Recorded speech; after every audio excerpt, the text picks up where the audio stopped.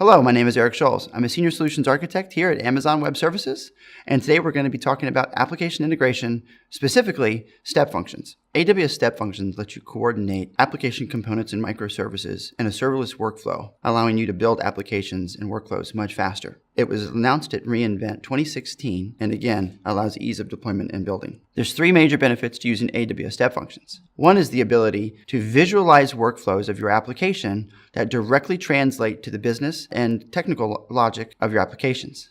You can also write less code because the code that usually exists in applications such as conditional logic can now be moved, decoupled from the application, and then inserted into AWS Step Functions. You also have the ability for improved resiliency by having additional error checking, retries, and exponential backoffs in step functions for each workflow. In order to coordinate between application components, there's a few must-haves that are required. Step functions must scale to meet your demand. It can never lose state. It has to be able to deal with errors by providing you things like catch, tries, and retries, as well as exponential backoffs. You have to have the ability to easily use and manage the system. And for every application that's run, you have to have a full audit trail of what was done. When you define a workflow in AWS Step Functions, you start with writing it in the Amazon state language, which is the JSON syntax. The AWS console then takes that syntax and visualizes it for you to show you the workflow diagram. When you start a workflow, you're actually executing a workflow. And when you execute, you pass in a JSON input parameter. It can be multiple parameters. And that input then becomes the first input to the first state. At that point, every state then either adds and or changes data in that JSON output. And the output from one state becomes the input to the next state. With AWS Step Functions, there's 7 different states. The first state is a task state. Task states do work.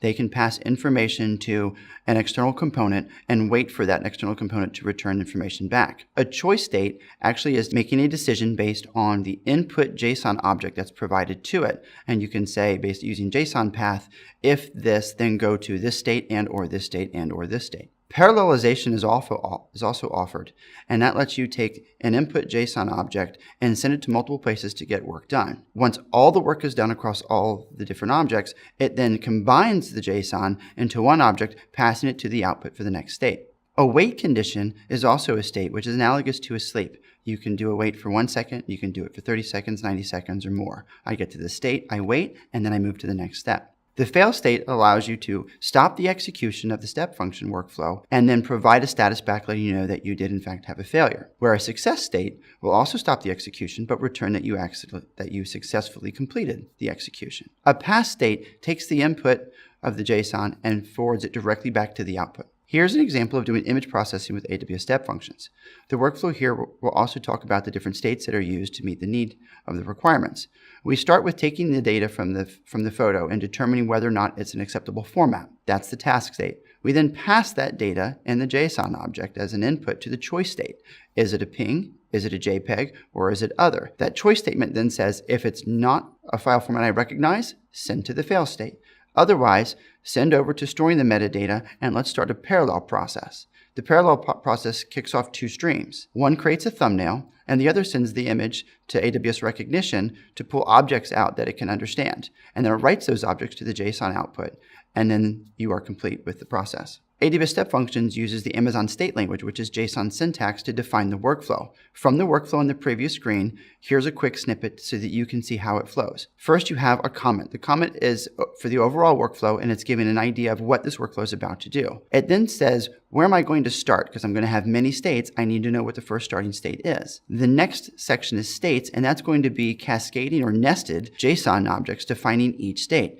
Each state can be of different types. The first state, as we talked about, is a type task, which is going to call a Lambda function to return back the file format of the object, in this case, a JPEG image. We designate the input path, we designate the result path. You can see that we use JSON path to determine the attributes that are sent. We also implemented a catch, and on the catch, you can see that we have a next statement that says when I transition from the catch of an error, I'm going to transition to not supported image file types, which will move me to the fail state.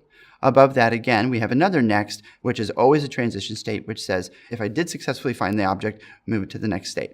So what types of service integrations does AWS offer? In the beginning, there was Lambda, and Lambda still exists today. But we wanted to go ahead and talk a little bit about what the Lambda function looks like as it relates to AWS Step Functions. So a simple Lambda function here takes an event object in a JSON format and it concatenates hello with an event.name that it gets from the object. So now we move and create a step function. And in the step function, we can see that we have a hello world state, and the start at is hello world.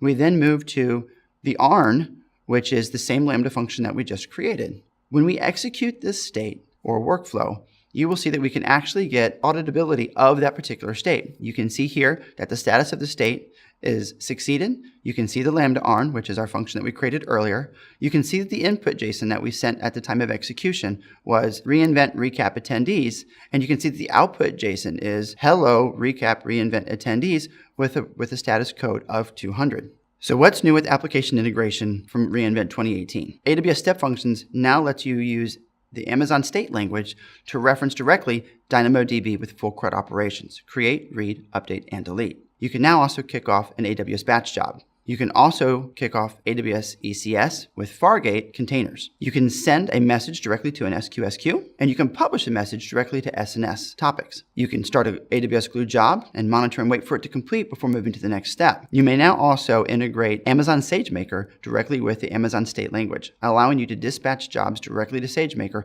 waiting for those training jobs to complete before you move on to the next state. There's two different kinds of tasks.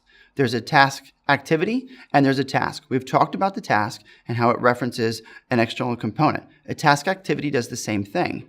When you create a task activity, you are creating or generating an ARN that's specific to no resource that you're currently aware of. You put that ARN into your resource of your task activity, and that lets you do long pull to things like instances, containers, even on-prem servers, even your laptop. You have an activity worker that resides on one of those services that we talked about, in an instance, a laptop, an on-premise server, and it continually pulls step functions, waiting for the step function to meet the state of that activity state. Once step function hits the activity state and the worker then pulls, then the step functions then provides a token to the worker. The worker does its job and either sends a success or fail back to step functions. And the step functions knows at that point it can move to the next state. That's how in the past we've always done long pull. But you also with the task have the ability to push requests directly to AWS Lambda, of course, and now SNS, ECS, Fargate, Batch, and others. But you can now do long pull requests with those other ones. AWS will sit and monitor and wait for those for ECS tasks, Fargate tasks, batch tasks, and others to complete before moving to the next state. So how do we orchestrate machine learning with SageMaker and AWS Step Functions? Here's a simple example with both a workflow as well as the Amazon state language.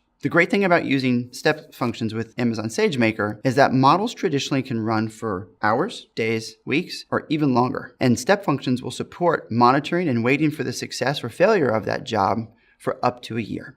You can transform data from S3, you can train jobs, and you can even deploy jobs using the parameters that are in the Amazon state language for Amazon SageMaker. Also, with Jupyter Notebooks, you may now initiate using the Boto 3 client and SDK, Amazon Step Functions, and SageMaker coordination there as well. Here's an example of orchestrating AWS Batch, but there's more to it than that. This also has, within the Amazon state language, two different states which also orchestrate a published message to SNS topic. All that's required to orchestrate AWS Batch in the Amazon state language is a job name, an existing job queue ARN, and an existing job definition ARN. Amazon Web Services Step Functions takes care of the rest for you. It orchestrates the batch, monitors the batch process, waits for it to be done, and then posts the success or failure, taking the outputs of that and moving it to the inputs to the next state. Here in this example, though, you can see that if we are successful, we move to a state that says, go ahead and send or publish a message to an SNS topic for success. Or I can publish a failed message to another topic or the same topic and SNS as well. You may now do full CRUD operations with DynamoDB. Again, create, read, update, and delete. Before this was available in the Amazon state language, you would have to move all of this functionality into a Lambda function, error trap the Lambda function there, return back, and figure out how to troubleshoot from there, as well as pass in all the different parameters that were required into the Lambda function from the Amazon state machine as well. Now, it's much easier. All that's required in the Amazon state language is that you select an action ARN from the resources. If you'll notice, these don't have account numbers in them. These are saying I can do a Dynamo get item, a Dynamo delete item, a Dynamo update item, and more. Once you select the action, you then give it a table name that exists, and then you can specify key and other conditional statements to ensure that the CRUD operation is isolated to only that the condition suggests. Orchestrating with AWS Fargate also now is much easier. All that's required in the Amazon state language in order to orchestrate a Fargate task is to choose an action ARN as a resource of ECS. And then you are going to select whether or not it's Fargate or other, and then you're going to provide the ARN for the cluster, as well as the task definition. You now have the ability to generate snippets through the console. The console will let you choose the different application integrations that we talked about, whether it's Dynamo, Batch, or other, and it will generate the snippet for you. It will look for the ARNs that exist in your account already today. It'll allow you to select whether or not you want to do retries, whether or not you want to do error catch, and it'll build the entire snippet for you, which then you can then copy and paste into your current workflow and then augment as needed. All of them provide snippets, and others provide examples, which will actually launch CloudFormation scripts for you so that you can test fully the full features. This concludes our talk today about application integration with AWS Step Functions. If you have any questions, please do not hesitate to reach out to your account team and solutions architect. Thank you.